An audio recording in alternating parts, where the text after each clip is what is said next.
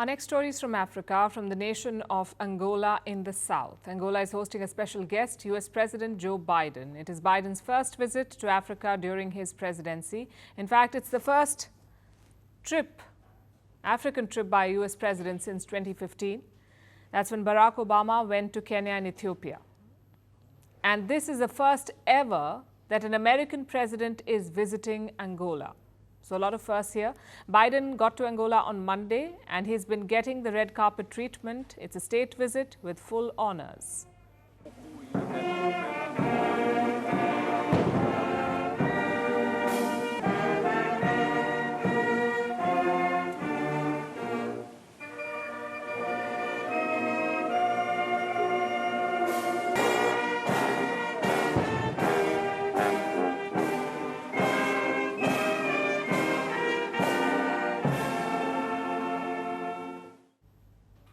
Yesterday, Biden met his Angolan counterpart, President João Lourenço. There was a lot of focus on this particular moment when the Angolan president grabbed Biden's arm and helped him up onto a raised platform. There was a usual backlash to this. But is it really surprising anymore? He's about to retire in 50-odd days, so is this really a big deal? Instead, let's focus on the trip for the moment. Why Angola? And why now, so close to the end of Biden's tenure? Well, part of it is a last-ditch attempt to impress Africa. You've heard me say it before, Mr. President. The United States is all in on Africa. All in on Africa.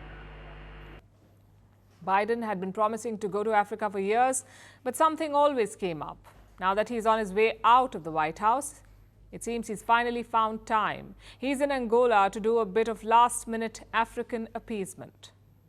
And today, I'm announcing over $1 billion in new humanitarian support for Africans displaced from homes by historic droughts and food insecurity. Maybe he thinks giving money will make up for failing to visit sooner, that he may be able to buy America's way into Africa's good books. Let's see if that works.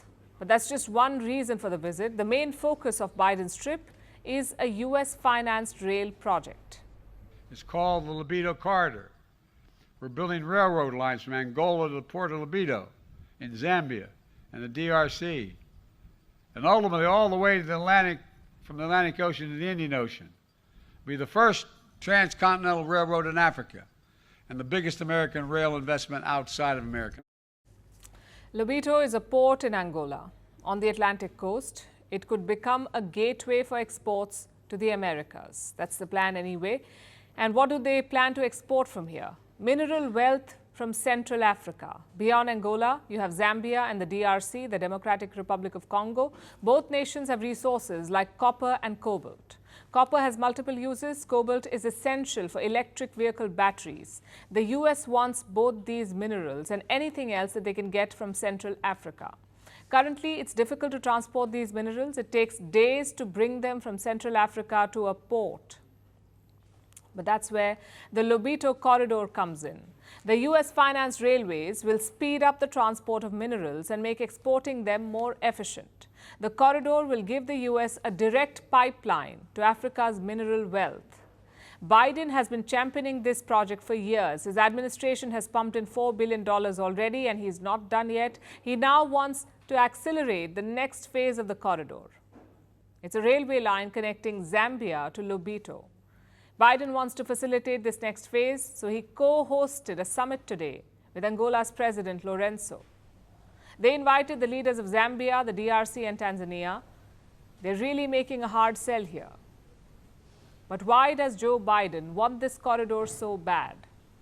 To counter Chinese influence in Africa. Beijing has been investing in such projects for years. It has invested in African mining operations. It has spent billions in Tanzanian ports and railways. All of this is part of China's Belt and Road Initiative. The US is lagging far behind. But it still wants to try and compete because it has an ace up its sleeve. Yesterday, Biden said, and I'm quoting, "We've also pushed to ensure that developing nations do not have to choose between paying down unsustainable debt and being able to invest in their own people." Unsustainable debt You know, he's talking about China and Beijing's debt trap diplomacy. Everything China has done in Africa comes at a price. The debt has led to ballooning payments and sometimes outright defaults. Zambia defaulted on its debt in 2020, and now Joe Biden is courting the very same country. Clearly, the US is trying to wean African nations away from China. But will the Lobito Corridor be enough to convince them? Or is it too little too late? We'll find out in the months ahead.